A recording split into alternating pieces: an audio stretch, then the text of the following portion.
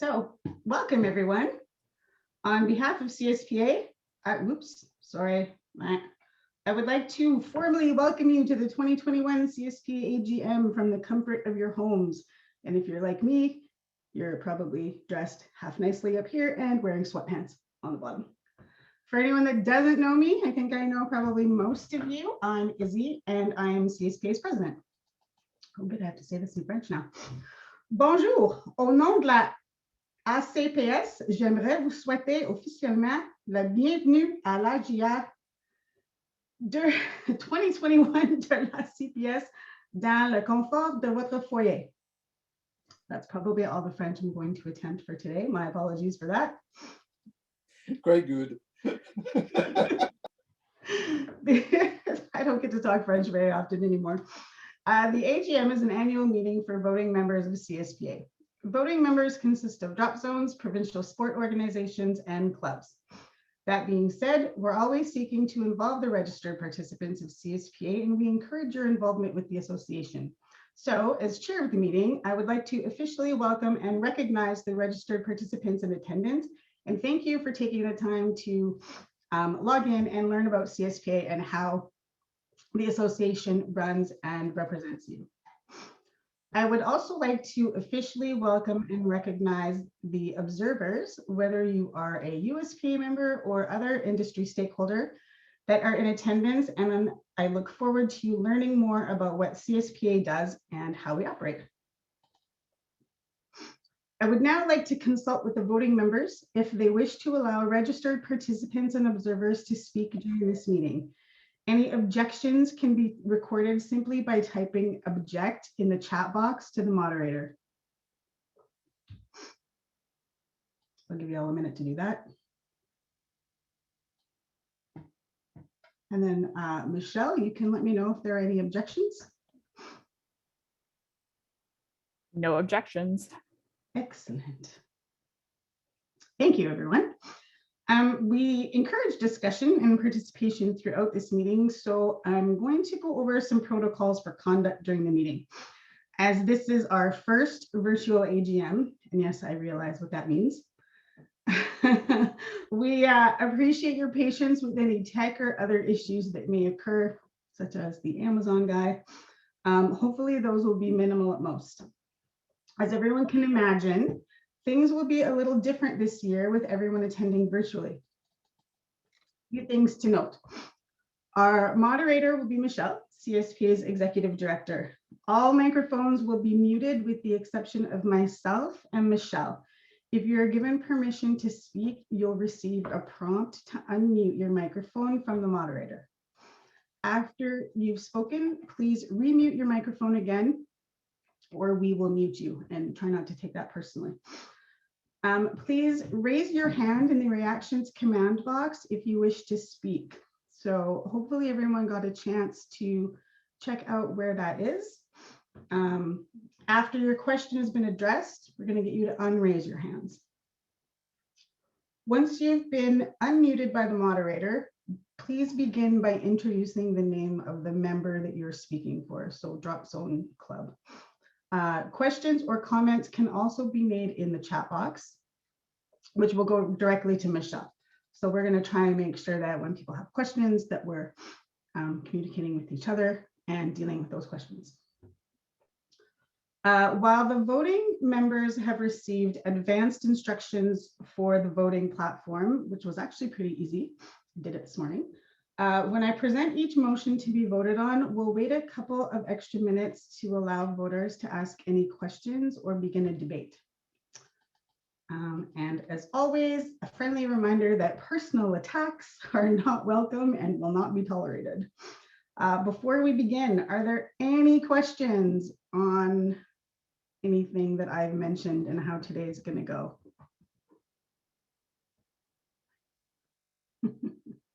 I love it. Silent, captive audience. Excellent. Michelle, are there any questions in the chat box? No questions and no hands raised. All right. Let's move on. So, quorum required for ordinary resolutions today is 15, or sorry, not today. Quorum required for ordinary resolutions is 15 members. Quorum required for special resolutions is 30 members. We have 39 members in attendance. Yay. Quorum is present. Please note that a majority vote will require 29 votes. Also, just to note that the votes will not be tallied live because of the virtual voting system that we're using. Final results of the election will be sent to all voting members once the voting application has been closed following the AGM at 5 p.m. Eastern time today. So at this point in time, if you have not already done so, I would ask that the voting members please ensure that they have their ballot available to record the votes. So just make sure that everyone received a ballot. Should have received it either yesterday or this morning. So if you did not receive your ballot, please chat so to Michelle. All right, moving on. I would now like to take a moment to acknowledge our board of directors, committee chairs, and office staff, all of whom work incredibly hard throughout the year to make sure that CSPA runs and everything goes smoothly. You'll have an opportunity to see everyone throughout the meeting when they make their presentations.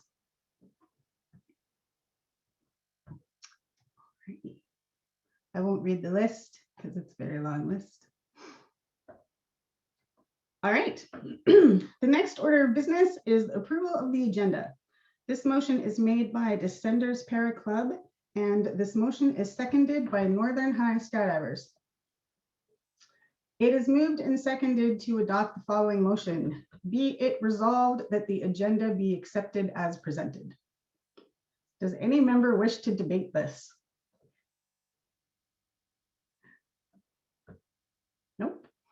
If you have not already done so, please register your vote using Simply Voting. Give everyone a moment to do that.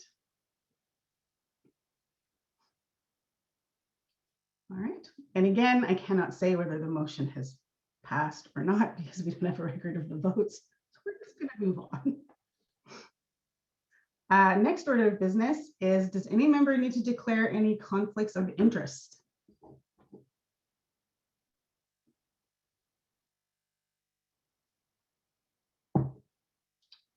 All right, nothing in the chat, Michelle?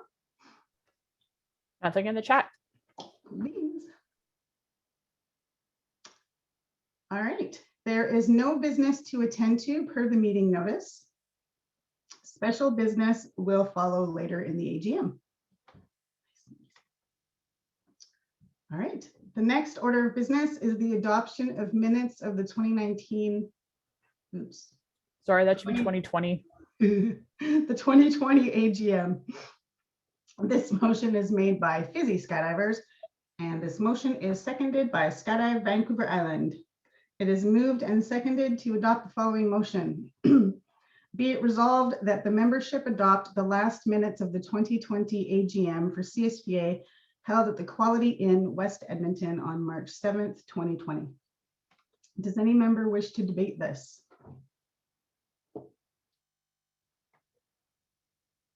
Nothing in the chat, Michelle? Okay, if you have not already done so, please register your vote using the Simply Voting.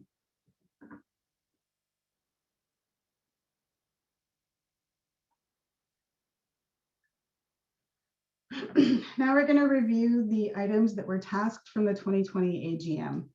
The only item that was tasked from that AGM that requires review is motion, be it resolved that the CSPA Board of Directors make an addition to the existing exemption to BSR 2.3, allowing drop zones to file an application to the Board of Directors to change the water distance to 250 meters for C and D COP holders, including tandem. A risk analysis continues to be done for the remainder of the 2-year period. Update. This will be year 2 of the 2-year trial period and no issues have been reported. Just great. Oh, good. I get to stop talking for a little while. We will now be moving on to the section of the AGM for board, committee, and office reports. Each representative will give a short 2-minute presentation about 2020. Once finished, if anyone has a question, please raise your hand. I will now turn it over to Michelle and mute my mic.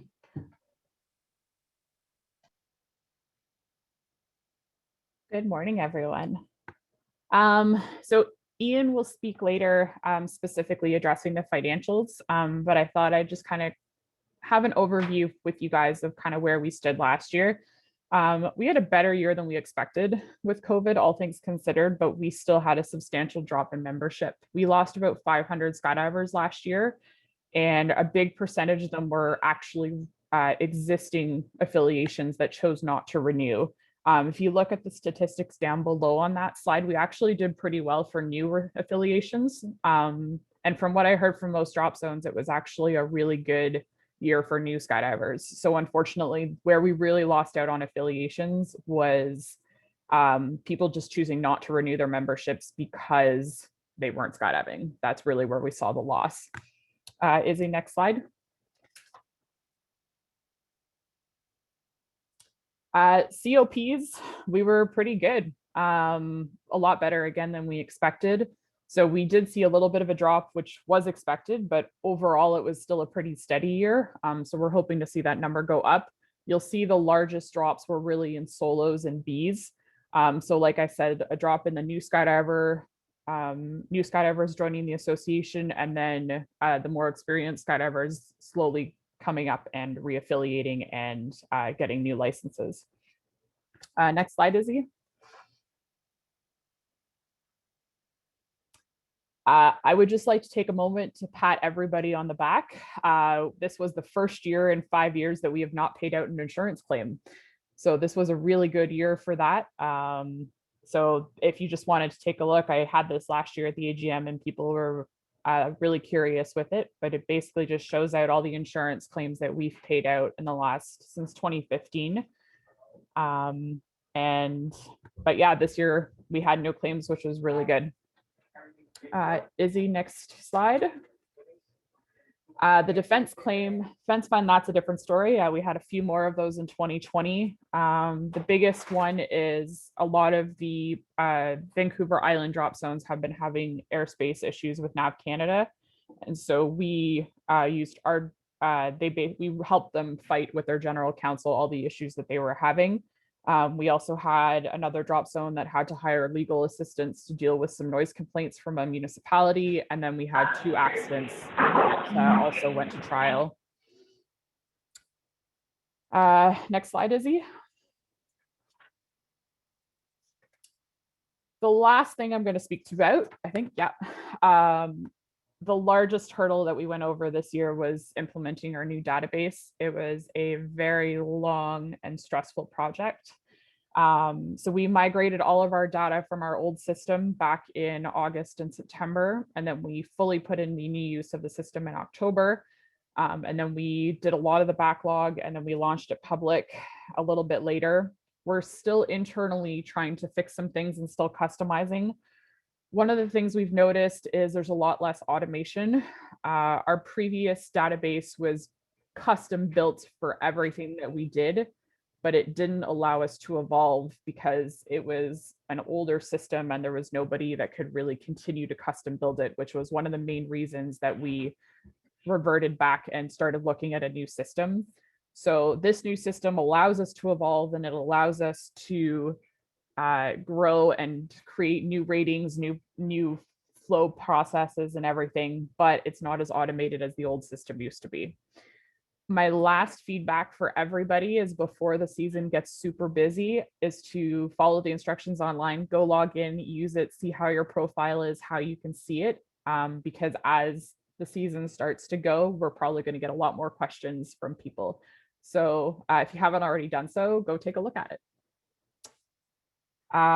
Any questions from anybody on the national office stuff that I've just presented? Okay. I have a hand from Niagara Skydive. So Tim, you should get a prompt to unmute yourself. It works. Perfect. I just got a question. You said that 2 accidents went to trial.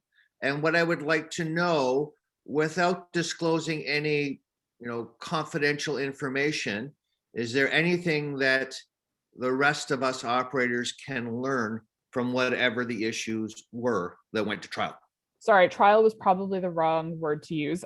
They basically, the drop zones were sued and they had to hire legal counsel, and basically they're in the process of going further, but it hasn't yet.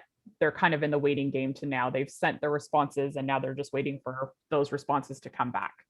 As it stands right now, there was nothing safety oriented that we've heard from those or the manufacturers. And if there was, we absolutely would have notified the voting membership. Great. And I wouldn't mind if we could find out at some point in time was whether the waivers were considered to be valid or not. So far, we haven't had any successful waiver challenges. Fantastic. Thank you. Yes. So you can lower your hand and I will mute you again. Any other questions? Okay, Izzy, we can go to the next slide.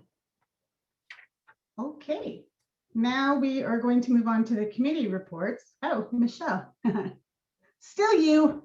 Still me. So next slide. So the Aero Club, we had our annual meeting a few weeks ago. The biggest results out of this meeting I'm going to speak to, Canada's membership across all air sports saw a major drop prior to COVID.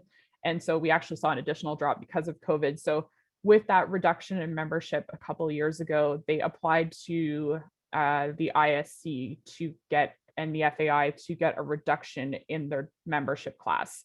So Canada used to be a class 4 and we're now a class 5 membership because we have less memberships tied to all of our air sports. All it means is that we don't carry as many votes now at the FAI level, but we're still a very highly respected country within the FAI. It also means we have to pay less, which eventually does carry over to all of us organizations in the end. Our fees for the Aero Club this year were pretty much the same, but the Aero Club opted to give a 10% discount across all the organizations to help with the fact that COVID saw major revenue hits for all of the organizations. And for any of the athletes out there, if you purchased your sporting license in 2020, it was extended to 2021. And anybody who hasn't purchased it but needs one for 2021, the prices did go up last year and they're now $80. And those are pretty much the only updates. Does anybody have any questions on the Aero Club? Don't see any hands raised. Okay, Izzy, next slide. I'm going to keep talking.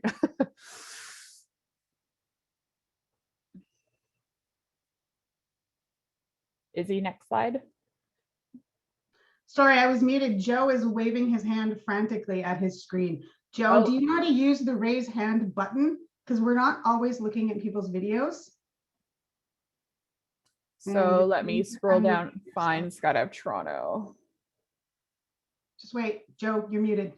Hang tight.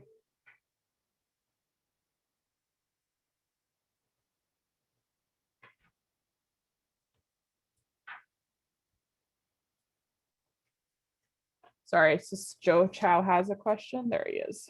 Yeah. Okay, Joe, you should get a prompt on your screen to unmute yourself.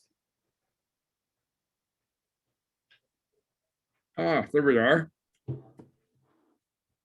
Yes, I have a question about the drop in membership in the Air Club. What membership are you referring to, please? It's the members. So basically the Aero Club is made up of all of the air sports. So us, ballooning, the model airplane guys. There is the hang gliding and paragliders. So it's the individual memberships of all of those organizations combined as a whole is the membership of the Aero Club and the numbers that they put into the FAI. Excellent. That's exactly what I was looking for. Perfect. Thank you, Michelle. No problem. Okay. Does anyone else have any questions? Okay, I will move on. Okay, so I still chair the Women's Initiatives Committee. In 2020, it was a pretty slow year. We had a few applications, but because of COVID, a lot of the applications that we approved for events didn't happen. So we did partially subsidize a canopy piloting camp, which was Florida right before COVID hit. We also supported a formation skills camp with the Manitoba Sport Parachuting Association. And we supported Coralie Boudreau in her freestyle training. She went overseas to start training, and her intention is to start representing Canada at our next World Championships. In 2021, we're still trying to get more applications. We're finding applications more and lower every year. I think that was really because of COVID. We were supposed to go to a women's sport conference in 2020, but that's been pushed to June of this year, and it's all virtual, which is great. So we should have a good attendance at it for professional development. We spent a lot of time with LTAD reviewing our application forms, and we're going to have a new one ready to go after the AGM is over. And this is my official last year of chair. I have submitted my resignation from this committee, and I am pleased to say that Allison Cooney, who's been a member of my committee for a year, will be taking over in my role. But I'm still going to stay on the committee. Thank you, Michelle, for all your work with the Women's Committee. And thank you, Allison. Okay. We have a question from Second Decade. Second Decade, you should be able to unmute your microphone now.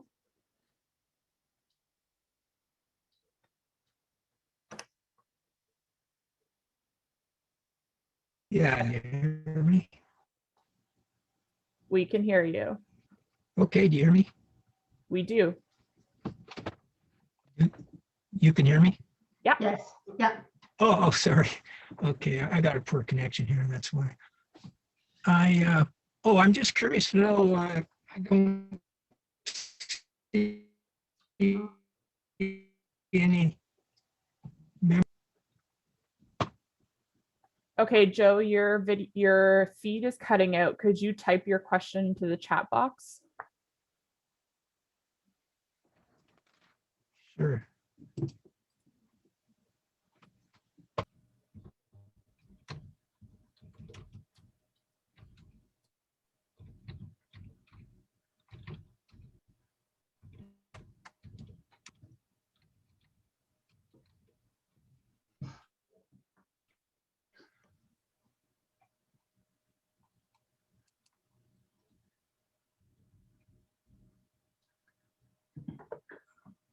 Sorry, I'm typing on the wrong computer. We can actually hear you now. Pretty well. Yeah, okay. Oh, okay. Who are your committee members? That's a good question. I I have. don't see any. I don't have it. They are not listed Sorry, on my go slide. I have Catherine Bernier from Skydive Vibes. She's based out of Quebec City. Jessie Robichaud, who's also based out of Quebec City. I have Chani Fleshman, who's actually out of the Yukon. She's a great addition to our committee. I've got Allison from Vancouver, Nicole White from Alberta. Oh, who am I forgetting? Amanda Hoff out of Montreal, former team member, and and Chelsea, who is out of Kingston, Ontario. I think that was all of them. Okay, thanks. Are there any other questions? I don't have any in the chat, so Izzy, we can probably move on to the next. All right. Thanks again, Michelle. Okay, next up we have LTAD. Doreen, you're up. Okay, let's see. How's that? Loud and clear. Okay. Hello to everyone. The LTAD committee currently has 3 members. Just going off the last question, I might as well identify them. Richard Bisson, Melanie Guerin, and Andrea Greening, and myself as the chair. For 2020, we had 17 applications for athlete development funding. 9 were approved, and due to the pandemic restrictions, only 5 events were held. Before the pandemic, we had 2 successful tunnel skills camp, one in Toronto, one in Montreal, coached by Richard and Valerie Bisson.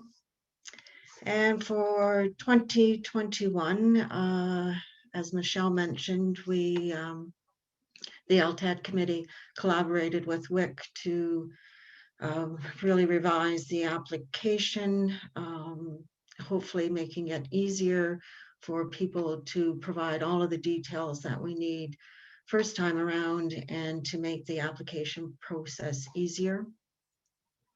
So once the AGM, once the budget is finalized today, then the notice will go out that we will be accepting applications for athlete development funding.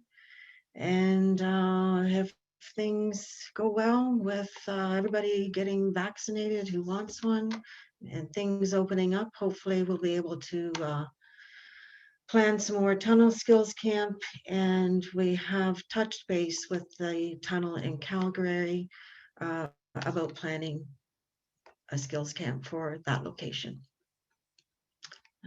That's about it. Just thank you to my committee members, and we would welcome anybody to join us. Nice. Thanks, Doreen. Does anyone have any questions for Doreen?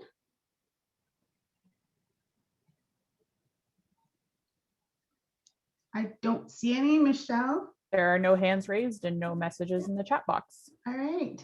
Thanks, Doreen. Okay, thank you. Next up, we have the ISC and Rena. Hi, Rena. Hold on, I gotta find her on the list. Is she even here? Oh, Oh, there she is.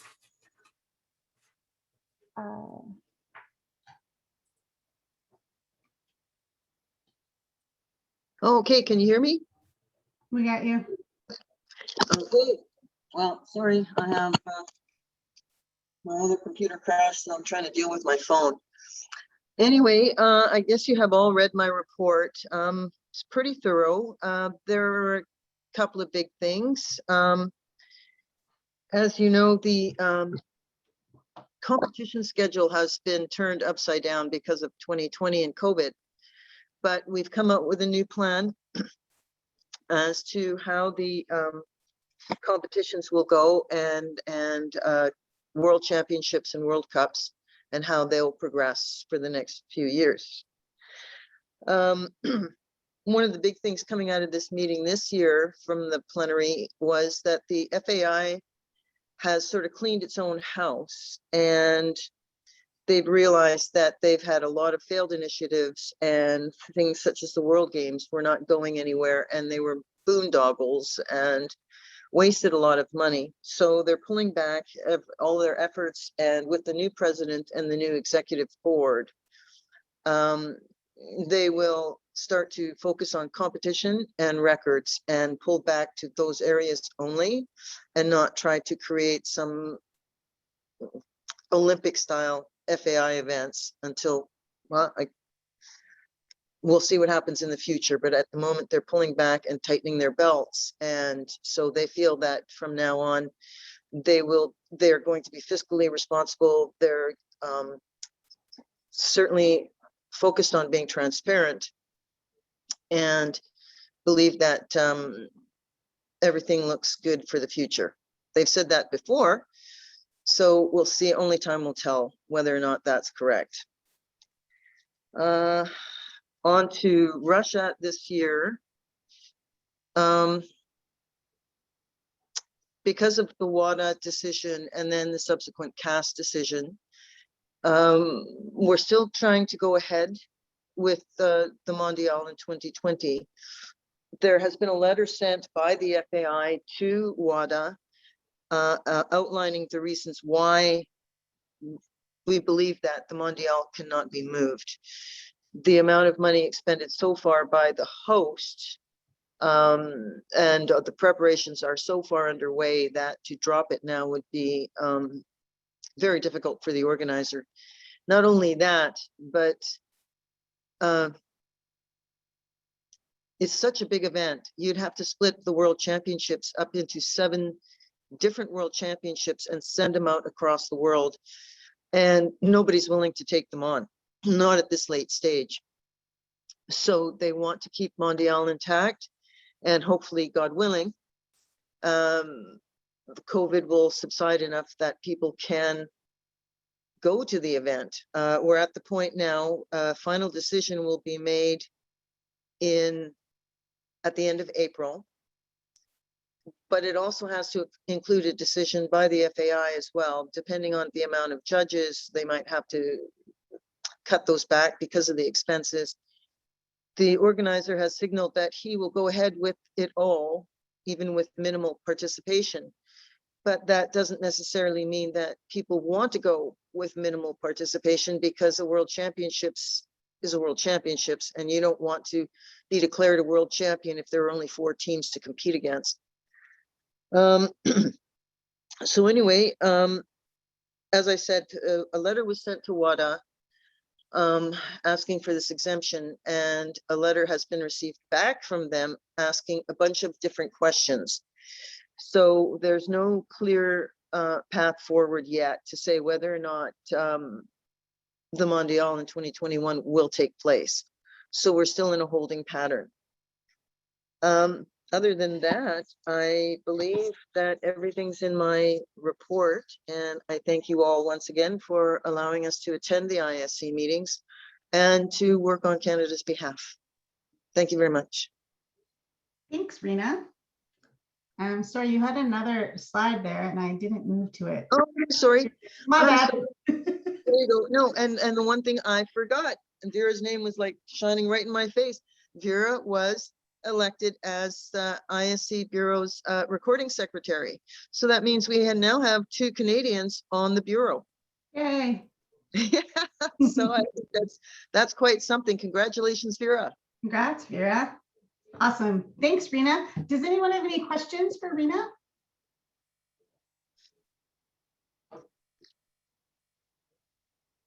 Cool beans. And next up, we have Pat Floyd for the GRC. Good day, everybody. Good to see you all. The main activity last year was dealing with NAV Canada, principally due to some of the massifications coming out of Campbell River and what they were doing. Hopefully it's on a good mend. It's still not known whether they're going to play the same games. One aspect that has come up recently, I just thought I'd raise, is there's been a spike, or with noise complaints or issues of noise, or NIMBY. Qualicum is one and Cayuga is another. And it seems that they take the same process. When somebody doesn't like the drop zone, they'll complain first to transport, that doesn't work. Next to NAV, that doesn't work. If there's an airport, they'll complain to them. They'll go to land use committees and land use, then they'll complain to CSPA, and then they'll threaten legal action on public nuisance. Just be aware of that. That seems to be a new thing that's going on out there. On the cases, they're all moving slowly because nothing's happening. But like your question, Tim, hasn't been any movement or any attack on the waivers. They've been trying, but there's been no successes. So subject to questions, that's all I have.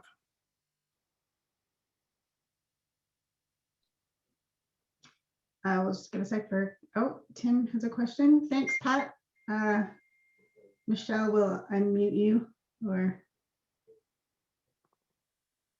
I think you're good, Tim. I just want to question about basically electronic waivers. Is it your opinion that electronic waivers are as binding as a paper waiver? Yeah, they're binding as a paper waiver. I think I had a brief seminar on that earlier, where we went over the waivers. The issue with electronic waivers is the proof to a judge. and the ease of proof. With a paper waiver, you just got to prove the signature and it's there. The document speaks for itself.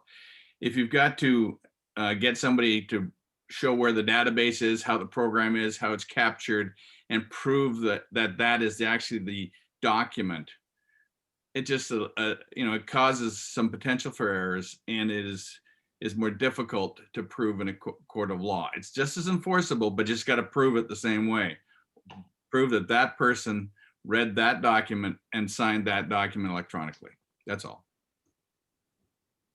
Thank you. Awesome. Thanks, Tim. Capital City, I think, has their hand raised as well. Yeah, Pat. I'm concerned about this NAV Canada issue of them being involved in the drop zones. So you were aware last year that they shut us down from allowing any more than 4 jumpers in the air. And I'm getting the feeling that some of these old dinosaurs in these positions are just sort of protecting their little fiefdom. Rather than dealing with the small guys at these little airports, is there any chance we can go to like the head of NAV Canada and say, you need to talk to your people and allow these things to go on rather than having all these individual fights at individual airports? Would it not be easier just to go after the head of NAV Canada and have a sit down with them and say, we need to work through this issue, and then you direct your people that, hey, this is going to happen, and to get on board with it? Because it seems to me we're fighting it more and more at the individual airport level instead of going to the top and getting it sorted out once and for all. We've done that. Actually, that's what we started last year because of some of the issues we had on the coast, principally Victoria. And actually, I believe Michelle can speak to that. We've actually got another letter and a round of discussion with NAV specifically about Campbell River and how that at an uncontrolled airport, they can control anything. And that has been raised at the highest level with NAV. And I'll let Michelle, where are we on that right now? Yeah, Pat's correct. We are speaking with the head of the Vancouver airspace group, and we are going back and forth in communications between them and the board of directors. So we are taking this on behalf of all of Vancouver drop zones to try to sort this out. It's just taking some time. But the last communication I sent to them was a couple of weeks ago, and they said they would get back to me. So all of the concerns, and Pat's been involved with this since the get-go. So all the concerns you raised, Pat made sure that we involve them as well. Okay, thank you. Awesome. Thank you. Joe. It's the next one that I saw. Yes, hi, Pat. Hi, Joe. Pat, my question concerns minor waivers. And here's a situation that we run across a fair bit. So a minor comes out to do a tandem skydive. We require that they are accompanied by a parent. So my question is, when only one parent signs, and I understand the limitations of that, of the protection of that waiver. I understand that really a parent cannot sign away their offspring's rights. But really, to make that waiver more effective, do we need both parents to sign? Because so many parents are separated, divorced, they're just not together. So to ask for both parents' signatures would be, how should you say, difficult. No, you don't need both. Generally one parent, because it's joint custody, not it's individual custody. So one parent can sign on behalf of the parents. And so having both does not make it any stronger. It is as weak as it is. The principal area that seems to be working coming out of the States is not the waiver. It's making sure they covenant not to sue you, and they are indemnifying you from the parent. So if the child gets injured, the child sues you, you go to the parent and seek the money back. It's a way to limit the actions by the child, because you constrict the rights of the parent. That's the way the USPA and ourselves are going is if you are going to haul minors, that the parent it's not a waiver per se, it's an indemnity, hold harmless, and a duty to defend clause, a covenant which they sign, and they're bound by that. And Pat, thank you very much for that information that you gave me at the 2020 AGM. And because of that, we have changed our minor waivers to include the clause to indemnify any losses. Thank you. You're welcome, Joe. Okay, thanks, Joe.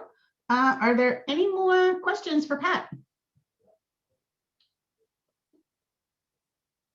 No. All right, thanks, Pat. Okay. Next up, we have Bill for the TNSC.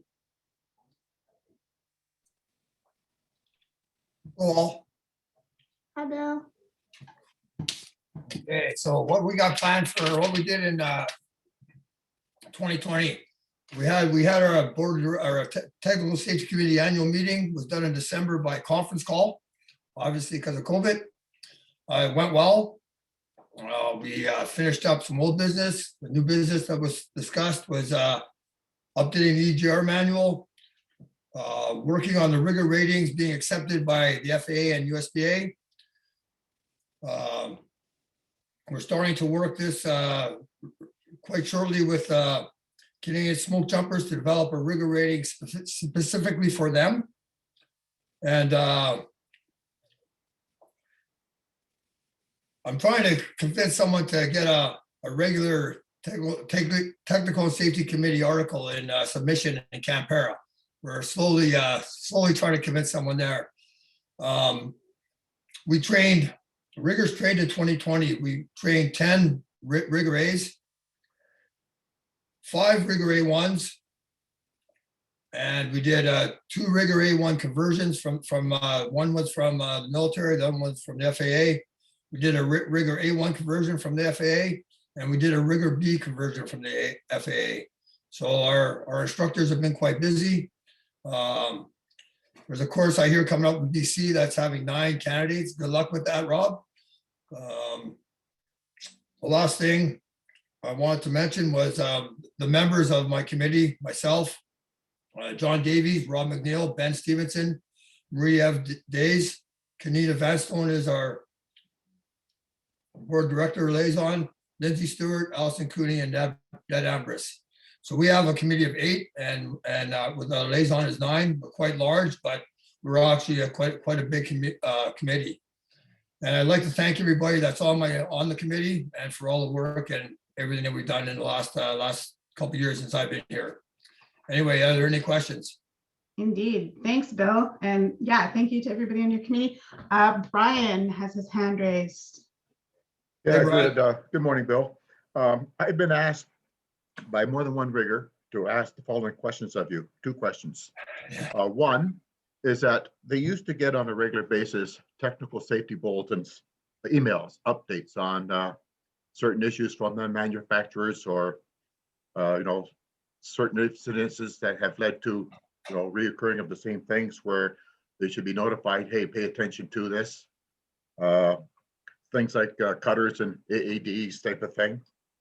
So I was wondering if there's any plan to restart the technical bulletins to just the riggers. Well, I haven't seen any technical bulletins myself recently, right?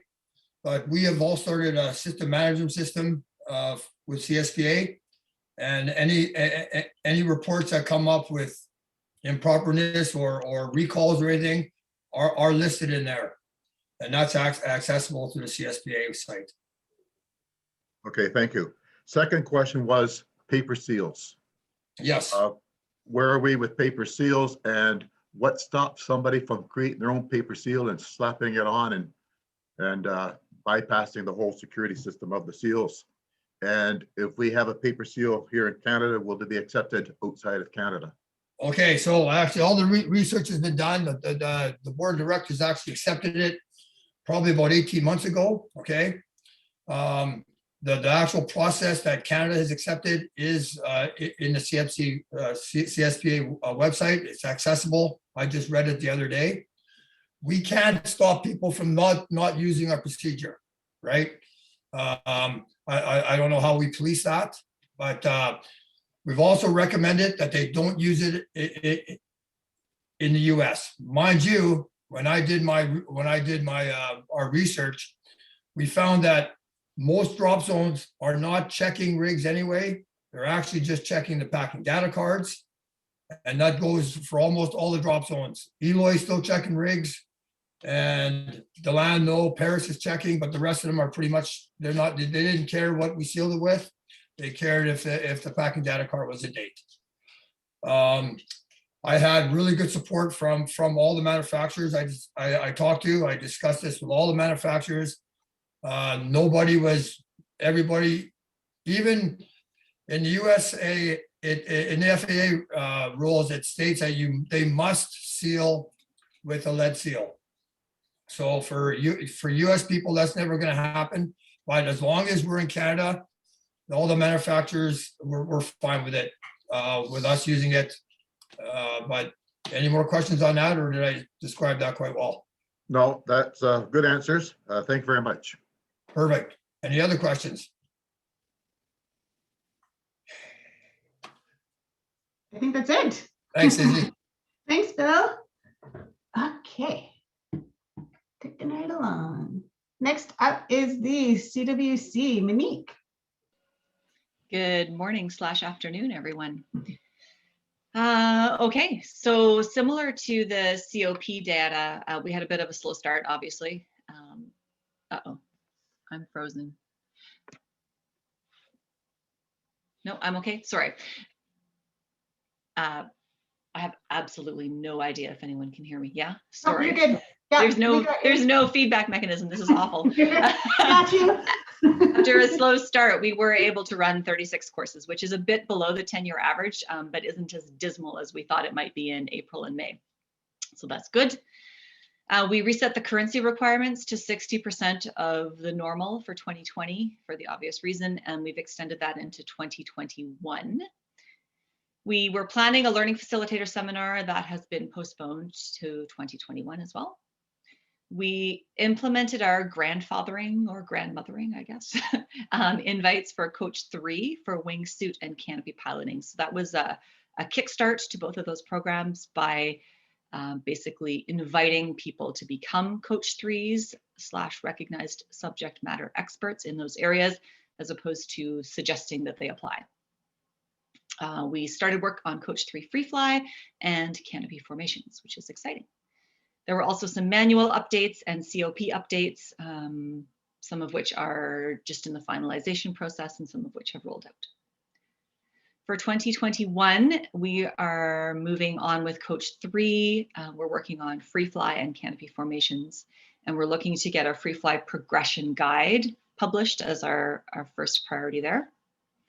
There will be ongoing development and recruiting of facilitators. So we are planning to run this learning facilitator seminar in probably August of 2021, because by then, hopefully everyone will be able to travel.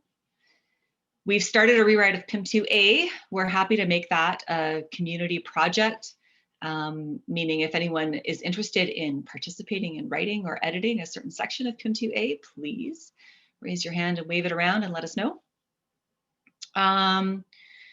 You'll notice in your COP applications in spring that those canopy piloting skills are now listed. So instead of having one line that says, basically references the sport canopy endorsement and says skills suitable for, we've actually said, these are the things you will do, blah, blah, blah, blah. So that's part of our ongoing initiative to just make sure that canopy piloting skills are where they should be. We expect that we're going to have to manage some system capacity issues resulting from COVID. So parts of the country had really normal years and parts of the country had really not normal years. Specifically out west had more limited or patchy years due to COVID and a bunch of airport access, air access capacity kinds of issues. So we expect that there's going to be some kind of currency impacts. And we would ask drop zone owners, when you run into those, or if you run into those, please to reach out to us and we'll come up with a solution that's going to work. Thank you to our committee members, myself, Jeff Dean, who's the Master Course Facilitator, Danny Grant, who does all our ratings renewals, Burke Ryman, Dan Whitman, Pierre-Henri Gauthier, who unfortunately resigned recently, and the lovely Isabel Perry, our board liaison. That is all. Are there any questions?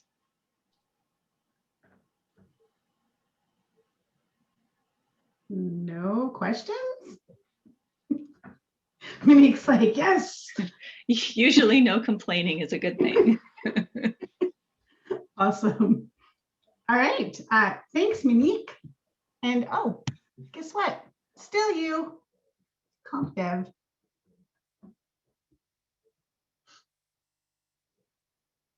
Oh, now you're muted again.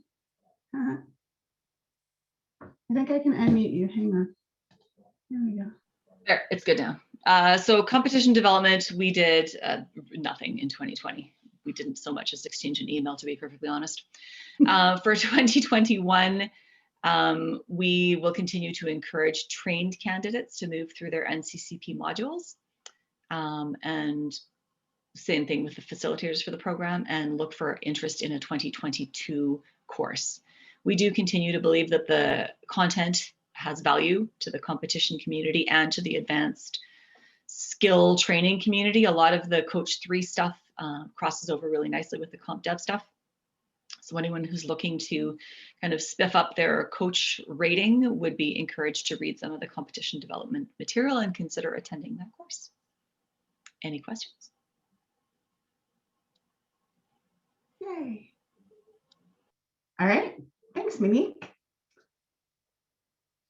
Okay. Next, we have the CNCC with Barb. Just let us unmute Barb. No. Oh, There we go. there. Hi. We got you. You've got me. Okay. Thank you, Michelle, for making this nice slide for me. Yes, we have new committee members. We've added Kelsey Fry, CP expert, Lee Bibby, canopy formation expert, and Richard Bisson, who is FS and very knowledgeable about indoor skydiving. So we're really happy to have these new members. Our other members are Joe Ablett, Rena Gallo, Blair Egan, and Martin LeMay, all with their own specialties. And I'm really happy because now we really have somebody from all our currently recognized disciplines. Yes, we have. With expertise in all our recognized disciplines. So it was a pretty disappointing year for us because nothing happened, literally nothing happened. As far as competitions went, everything was canceled. We had people registered for World Cup indoor skydiving in Belgium, the Mondial in Russia, and some hopefuls for Dubai Cup that was first going to be in December and then was to be in February this year, and both times they were canceled. So there was certainly work to do with those and registering people and everything else, but in the end they were canceled, the money had to be given back, or just all the work that was done was for naught. So this coming year, the 2020 Mondial will be held in 2021, or as Rena said, we'll know by the end of April, whether that will go ahead or not. And if so, of course, we'll go into registering the people who still want to go to that. During the year, we had a really good bid for the nationals from Voltige in Quebec, and a pretty impressive write-up it was. And although we did question them on some points or ask for some clarifications, and it's still ongoing as rules change and everything else. They've been really cooperative. Valerie Bisson, Nicholas Malley, Mario Blanchard are the principals in the organizing, and they're very proactive. So we're looking forward to a very nice nationals at Voltige. Of course, it all depends on, for most people, whether they're vaccinated and whether they can travel to Quebec. And so with more vaccines and quicker rollouts, maybe we'll all get to go there if we wish. So that is the major thing.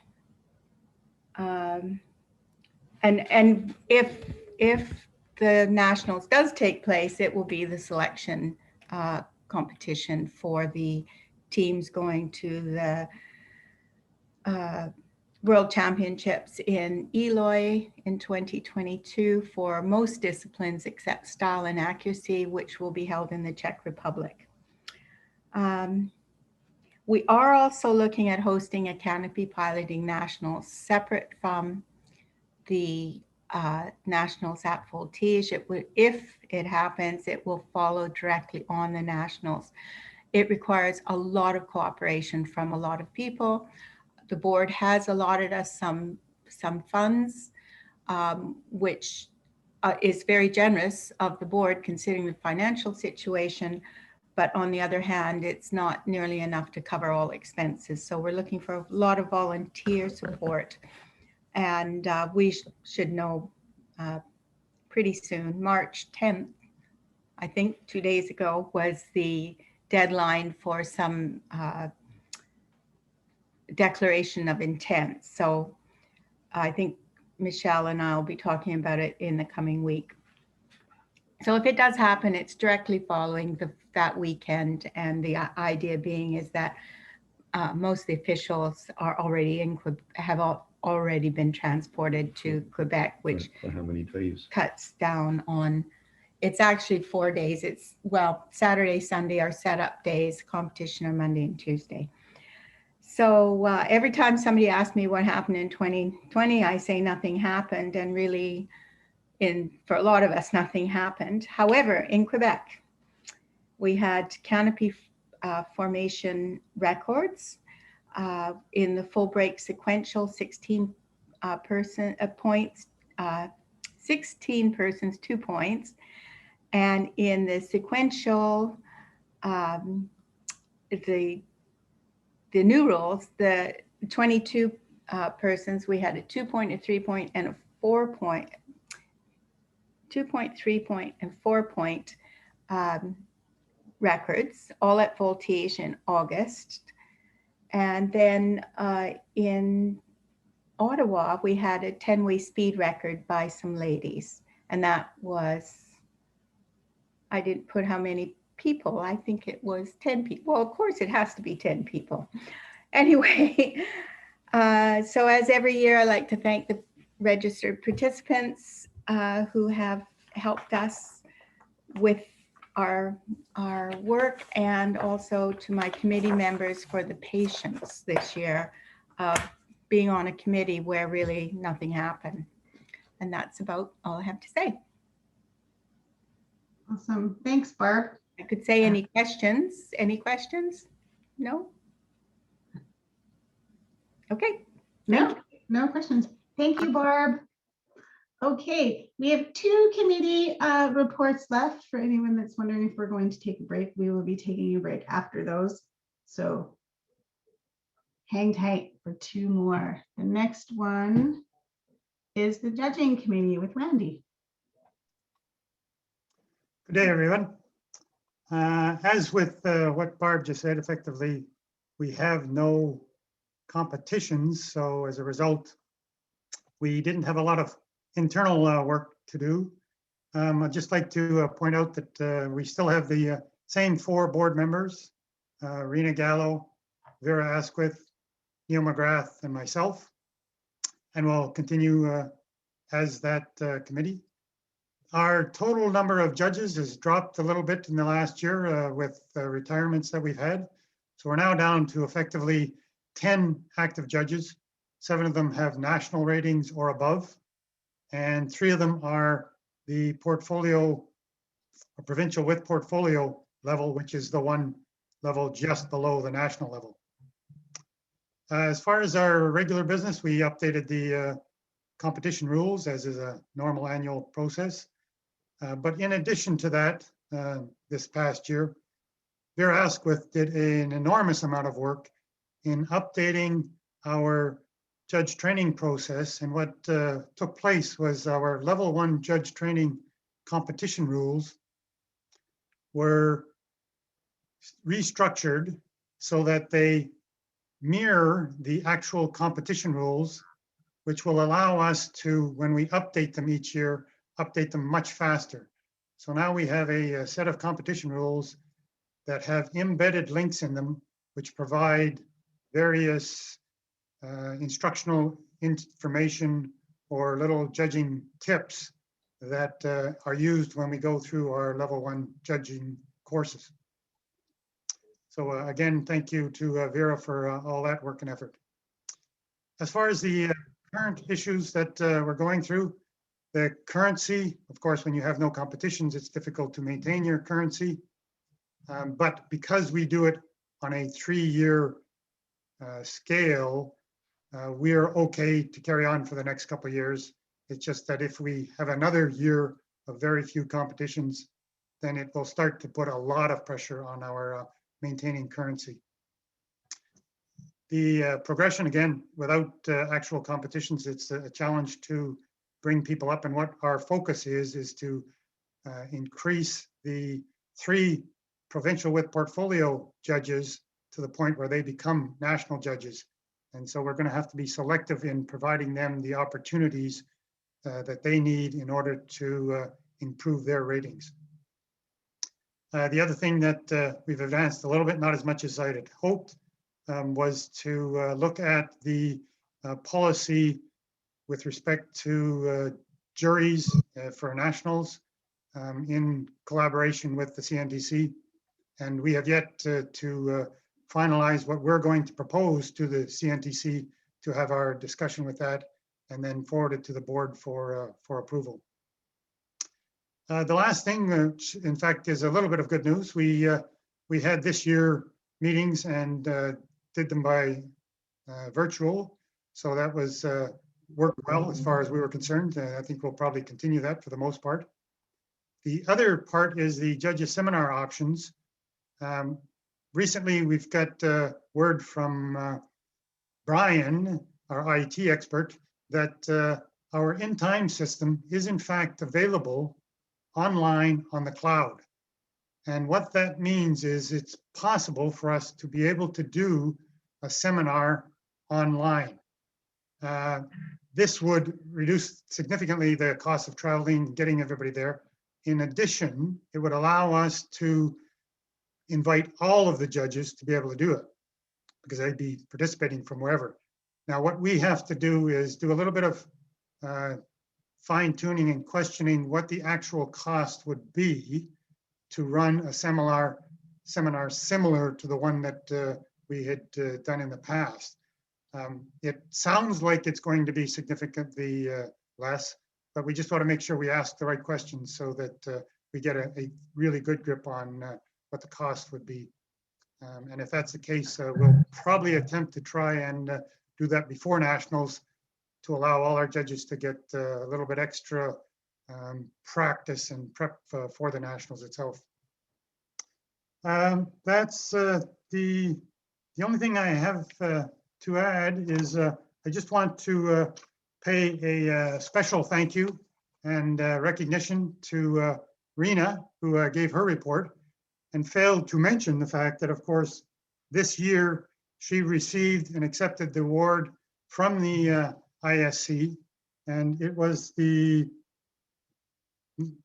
Lombardi Da Vinci Diploma, which is awarded by the International Skydiving Commission to Rena for her years of service. And believe me, the amount of work that she puts into all of those initiatives that she's working for them and for us was very well deserved. So thank you again, Rena, for all your work you do for us and for the international skydiving community. And that's all I have. Is there any questions? Yes, I agree. Thank you, Randy. That's exciting about the in time. That makes me super happy. I see that Joe had his hand raised, and I don't know if it was for Barb or for Randy, because I caught you just a little bit late. So Joe, go ahead. Thanks, Randy. But actually, I was trying to ask Barb at the last moment. Okay, go ahead. So if I could please go back to Barb, I have a question for her. Go ahead, Joe. Barb, the Nationals is in early to mid July. At a recent Zoom meeting of some Canadian accuracy skydivers, it was recognized that the earlier the Nationals, the fewer Canadians will be vaccinated. Is there any chance of asking the host, and understand this has to be asked because the date was already set in your negotiations and agreement with the host. But I would think that a later Nationals would permit more Canadians, more skydivers and potential competitors to be vaccinated, and might even increase the attendance at the Nationals at Voltige. So would this be a possible thing to do, to ask the host to move the date of the Nationals? Actually, Joe, unfortunately, no. We've already discussed other dates with them. We did in the beginning. And once somebody has, their bid has been accepted, we actually negotiate with them on many things, but not their time frame.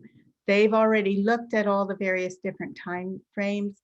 They are well aware of the unfortunate problems with vaccinations and traveling. We have the Mondial in August, so there's absolutely no option of conflicting with those dates. We already know from last year in Ontario that no skydivers like a September date. So July is really the only option. And to me, if I was a host and somebody came back and said, oh, can you change the dates? I would be insulted and said, sure, I can change them. It's off. They're very accommodating. They're very thoughtful. They are, we discussed in the very beginning that we will have a drop dead date on this, and Voltige is in charge of that date. We discussed that it should be by the end of May that they need to make a decision whether they're going to go ahead with the Nationals or not. And as CSPA, my feelings is we certainly can't pressure them or override them with anything like that. I'm dubious regardless about the Nationals being held because of the pandemic. And, you know, one person comes down with the illness at the Nationals and everything stops and everybody gets quarantined. So it's not just, oh, somebody's sick, send them away.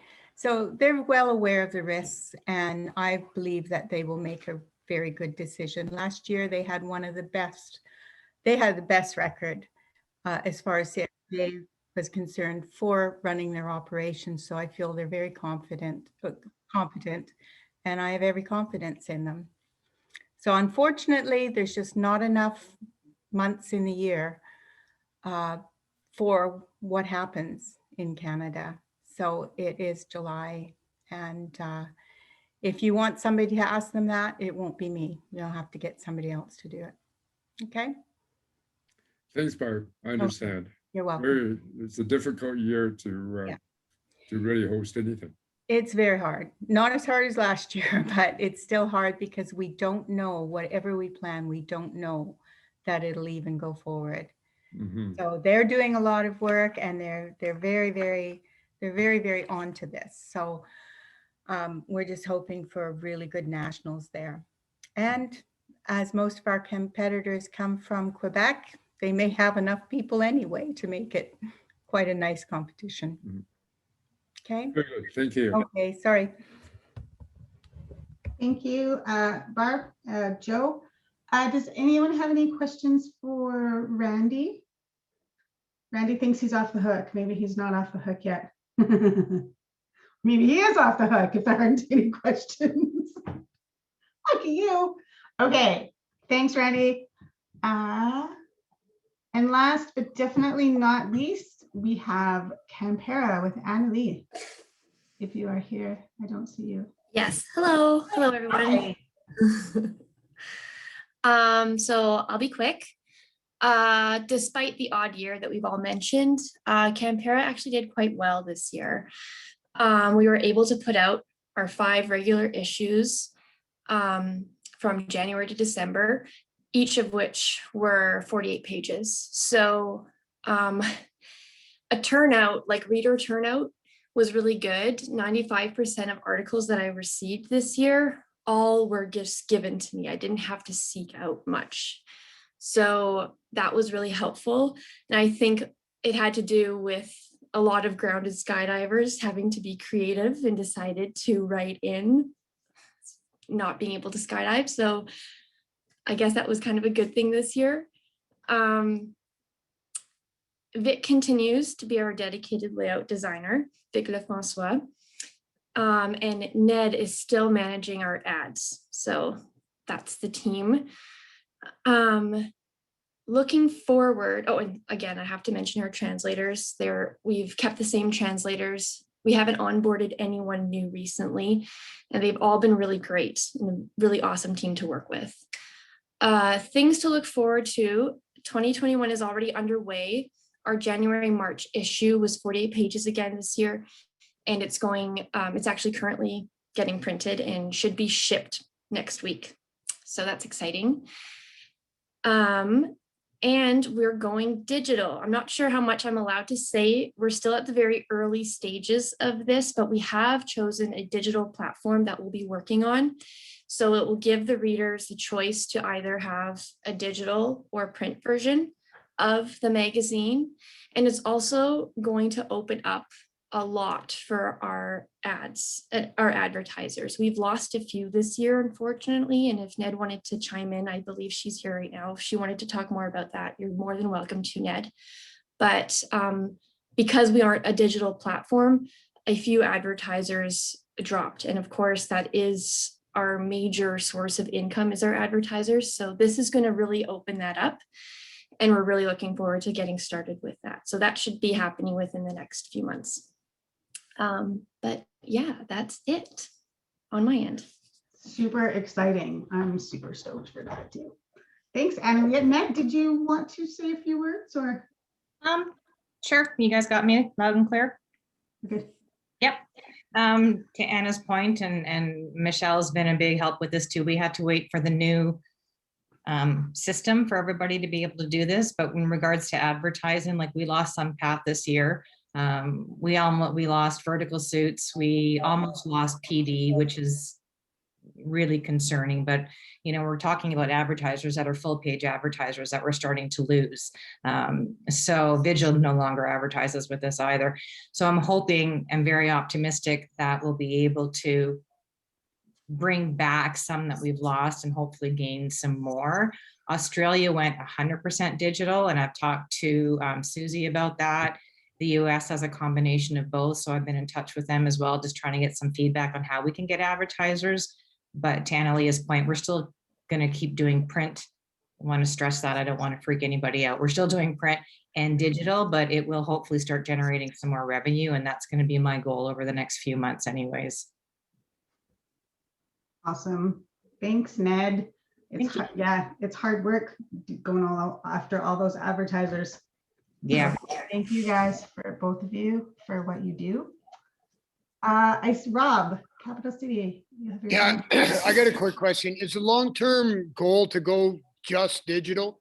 Because my concern with that is it's nice having the Campera magazines at the drop zone, especially with our drop zone putting through so many new students into the sport. It's nice for them to see what the sport entails and what's going on outside of our little bubble here on the island. So I think the printed Canberra magazine is super important. Anna, I'm going to answer that one. Yeah, no, go ahead. It is not in the short-term plan. Long-term, it's really going to depend on where things sit financially. And that's something we're going to have to take a year or two to balance out and look at how the transition will affect the finances of what it costs us to print. But in the short term, we're going to give people the option. Thank you. We did have a request from Gil for a question. So go ahead, Gil. We might need to mute you. Just give me a sec here. There we go. Hi, everyone. Quick question about advertising for CanPara. If it's going to be going digital, what about opening up to people other than PD? Like say reaching out to 3M, seeing if they want to advertise for safety gear, excuse me, for like little earplugs or something like that, or just trying to find other advertisers. Am I still unmuted? Yeah, you're Oh, good. you're now. good. Okay. And you're bang on. I mean, that's the goal. It's not just the major advertisers. There's so many other ones that won't advertise with us because we're not digital. So I want to go after theoretically the entire skydiving market and all the different equipment suppliers, the clothing, helmets, you know, and even some things outside of skydiving, like insurance potentially. It's tough because we only have a membership of about 3,000 to 3,500, so we're not a big draw for non-skydivers, but anything. And if you do have suggestions, please send me an email, and I'll reach out to them because I'm all over that one. Definitely. I appreciate the ideas. Yeah, that'd be great. Awesome. Thanks, Gil. Does that cover your question? We're good. Brian, I see that you have your hand raised as well. Yes, I agree that all the advertisers as possible. And one of the things that might be a big advertiser would be the beer companies. Something else to think about, whether we want to be involved with beer companies or not. But I wanted to get back to Rob's comment about having printed copies for the drop zone. Again, as Michelle mentioned, it's all going to depend on pricing and down the road, but the decision is down the road. But worst comes to worst, although it won't be as pretty, you can still print it from the digital copies as an option. That's it for me. Okay. Thank you, Brian. I don't see any other raised hands, so I'll just leave it open for a second. If anyone, if anyone has any questions for any of our committee chairs before we move on.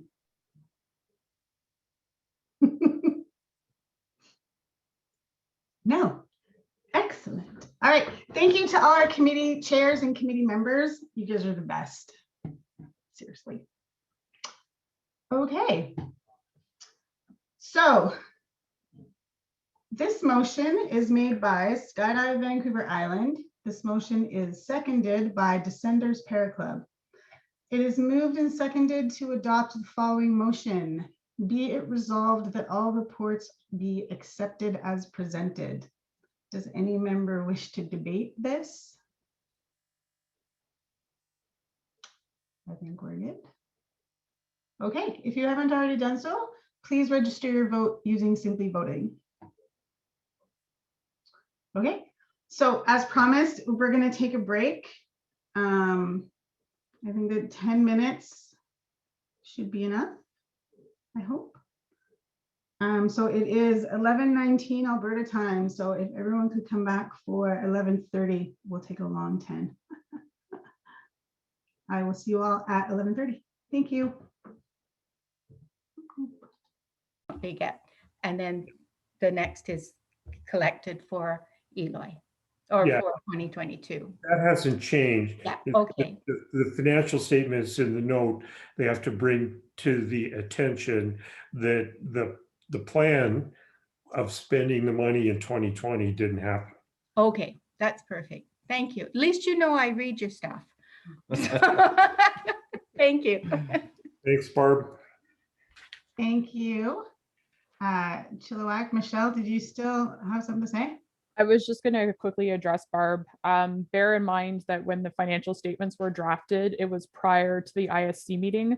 So we also didn't know if they were going to make the 2022 happen in 2023. So that was another reason. So yeah, the timing wise, obviously that didn't help, but that's another reason that it's yeah. They are very much, from my understanding of what was said at the ISC meeting, they very much want to get back on the schedule they have, because it's very complicated with all the things that happen in the world. So they need that same kind of even year, odd year thing going on. Yeah. Thank you both. Thank you. Niagara, did you still have a question for Ian? I know you had your hand up earlier. You're okay? Okay. Mute. Does anyone else have a question for Ian?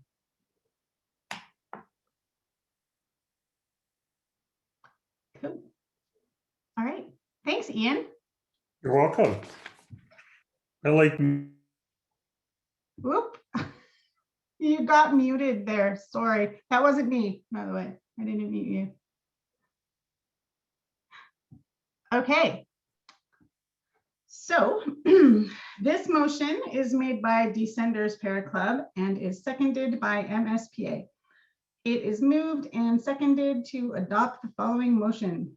Be it resolved that the budget for 2020 to 2021 be accepted as presented.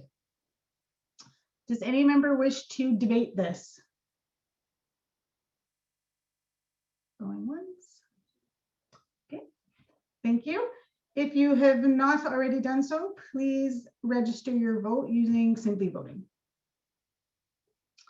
The second motion, this motion is made by Fizzy Skydivers and is seconded by Skydive Vancouver Island. It is moved and seconded to adopt the following motion. Be it resolved that the budget for 2021 to 2022 be accepted as presented. Does any member wish to debate this? Okay, excellent. If you have not already done so, please register your vote using Simply Voting. That closes out the financial portion of the day. All right, next up is the election of directors. Everyone was advised by email of the update and candidates. There were 4 positions available in accordance with PIM 3 section 4.10. 3 incumbents sent in their intention to remain on the board. This leaves 1 position open. 1 application was received by the record date. Therefore, in accordance with section 4.9, there will not be any nominations from the floor. I would like to take a moment to introduce Joanne Kenny. Joanne, did you want to say a couple words? Yay. I can't see you. Hold on, I find you.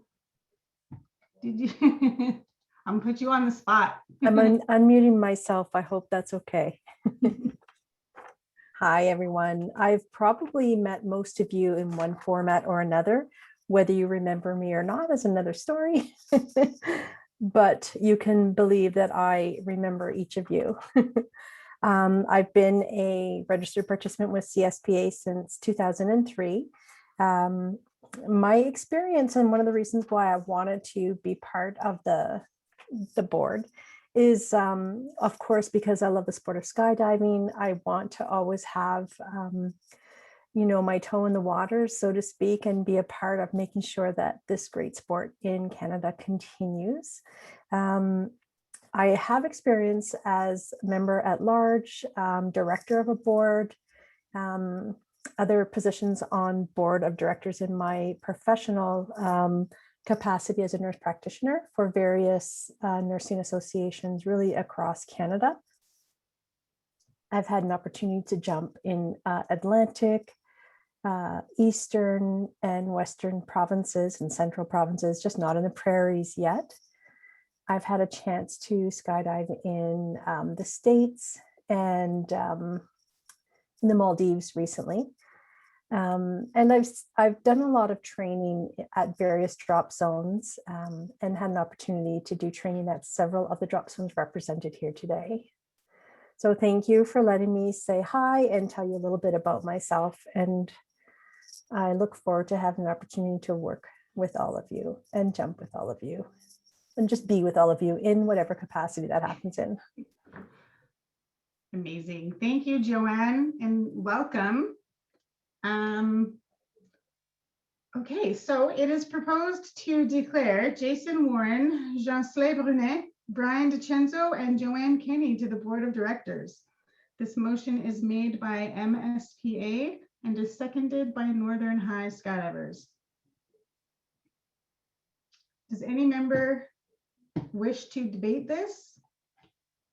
Oh, it is moved and seconded. I did that backwards, my bad. It is moved and seconded to adopt the following motion: to declare Jason Warren, Jocelyn Brunet, Brian DiCenzo, and Joanne Kenny to the Board of Directors. Does any member wish to debate this? Please don't. If you have not already done so, please register your vote using Simply Voting. All right. So we're coming near to the end of the AGM, the last section of the AGM. Here is going to be our awards presentations, and we're going to recognize the many, many accomplishments and achievements of CSPA skydivers. I would like to start off with some honorable mentions of these skydivers who in 2020 received their anniversary pins for 50 years and over. Brian DiCenzo, 50 years. This is where we would clap if we were in person. Joe Ablett, 55 years. Peter Grant, 60 years. And 65 years, Floyd Martineau.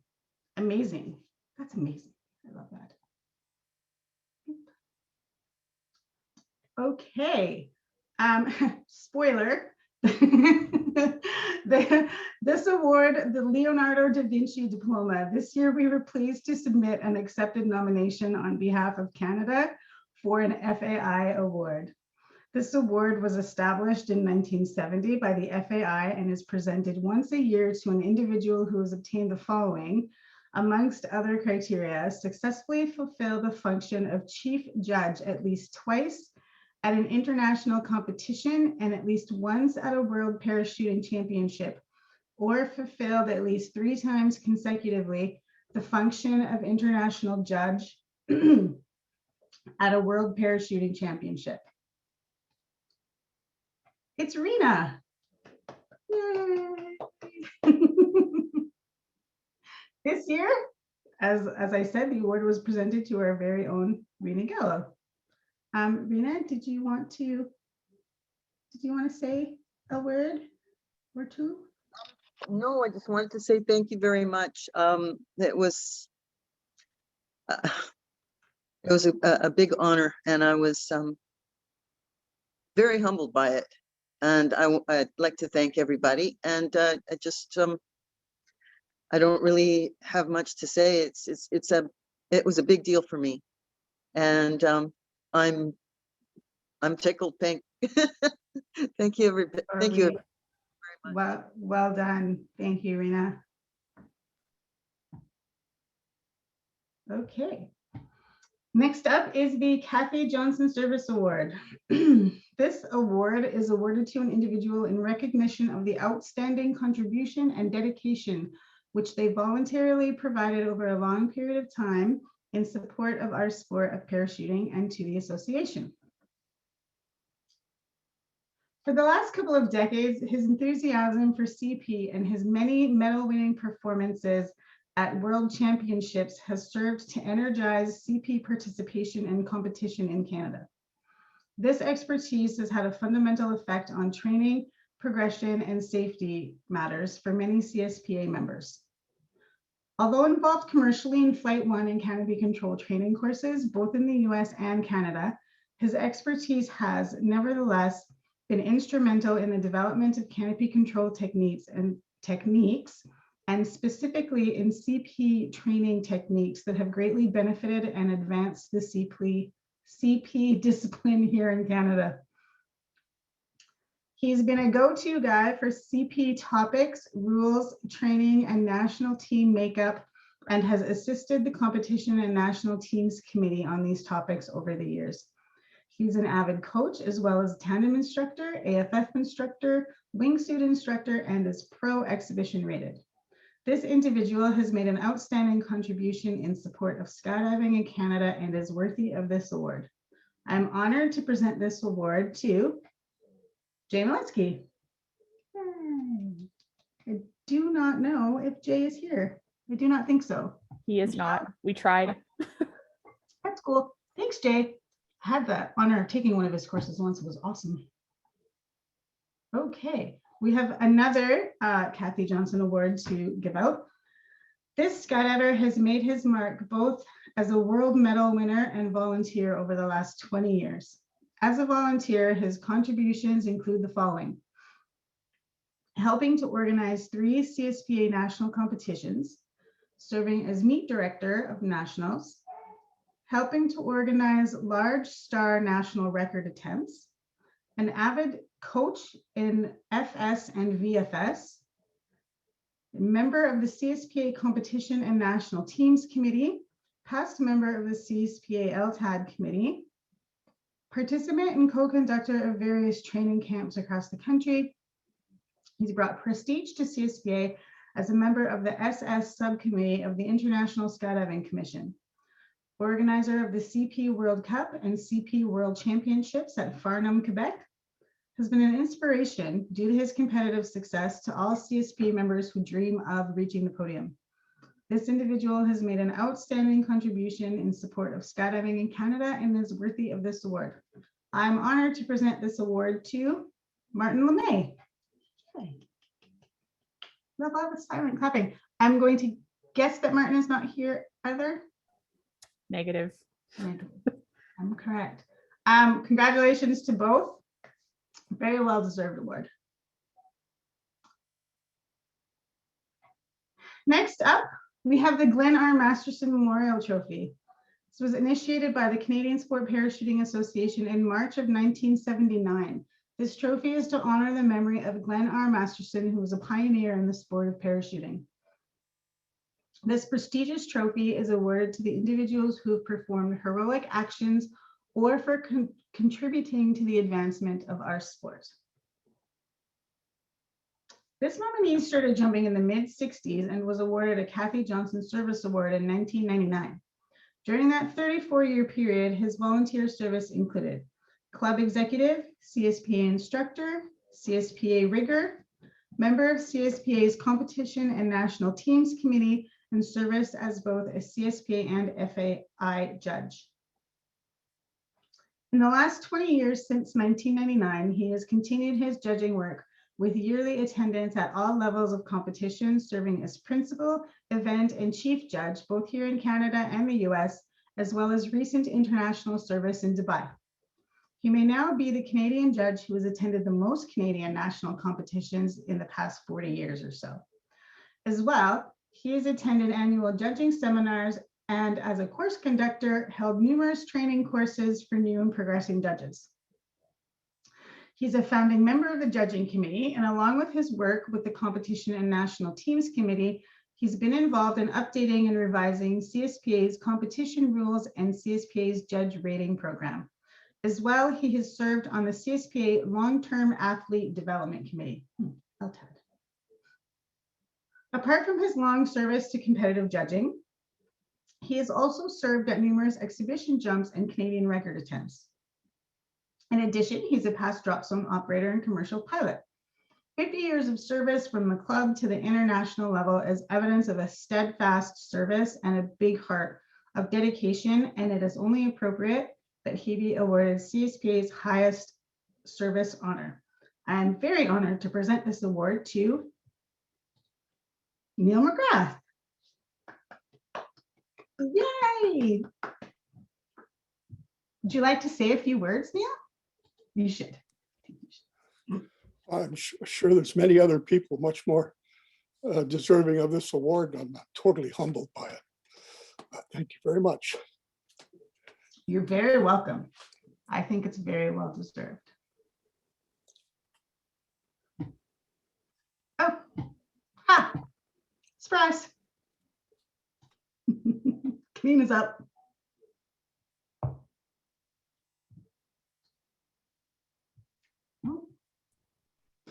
Hi, can we all hear me? Yeah, do a little dance, make a little love. Hi. Hello, fellow CSPA board members, CSPA committee members, CSPA members, registered participants, and guests. It is time to say goodbye to Izzy. Izzy is a firecracker. She is full of life. She is open-minded, strong-willed, and assertive in a positive way. She is a leader, and she likes to get stuff done. Izzy has been on the board for 6 years and has been president for 4 of those years. She has selflessly dedicated her time, efforts, and sanity for CSPA, and it looked like she enjoyed it. She always brought a high level of energy to board meetings, which made them fun and not feel like work. She has also led the board through some hard decisions over the past 4 years, and the board is thankful for it. It's never easy to say goodbye to an outgoing team member, and this goodbye will sting just a little bit extra. Izzy has been a role model for me. I love and admire her drive, dedication, and frankness. These are qualities I find refreshing in a fellow human. Izzy was always open and welcoming to any inquiries I had. To those here today, I invite and highly encourage you to take a few moments of your time to reach out to Izzy and thank her for her volunteerism if you haven't done so already. Izzy, thank you for being you. Thank you. You. Ooh, feelings. I don't want to have the feelings. Yeah, it's been 6 years. Thank you. Thank you all for letting me be president and be on the board and be an LF and do all the things that I really, really love to do. It's time for me now to focus on other parts of my life, and I will miss working with you guys and being part of this organization, but I'm not going very far. I'm still gonna help Michelle with things whenever she needs. And yeah, I had wanted to turn myself into a cat for this portion of the AGM with that cat filter like the lawyer did. And I was unable to find the cat filter. Apparently it doesn't exist. So pretend that I have turned myself into a cat, and we're good to go. Thank you. Thank you, everybody. Thanks, Kanina. You have feelings. Okay. That's it. That is the conclusion of the 2021 AGM and conclusion of my time as president. On behalf of the board of directors, we want to thank you guys for coming, watching, and listening. I know this whole virtual thing is really weird. Happy birthday, COVID, I guess. I don't know. Hopefully in the future, you know, we can have in-person things where we can hug all the people and do all the things. Michelle is going to leave the meeting open. Like I said earlier, if anyone wants to take a little virtual tour of the CSPA rigging school. If you don't, you can click your leave button. And that's Izzy, it. you have to adjourn the meeting first. The next slide. Shoot, my bad. This motion is made by Northern High Skydivers and appropriately enough is seconded by Fizzy Skydivers. It is moved and seconded to adopt the following motion. Be it resolved that this 2021 AGM be adjourned at 1:25 p.m. Mountain Time, right? Alberta time. Does any member wish to debate this? I'm gonna guess no. All right, if you have not already done so, please register your vote using Simply Voting. And again, thank you, everybody. Bye.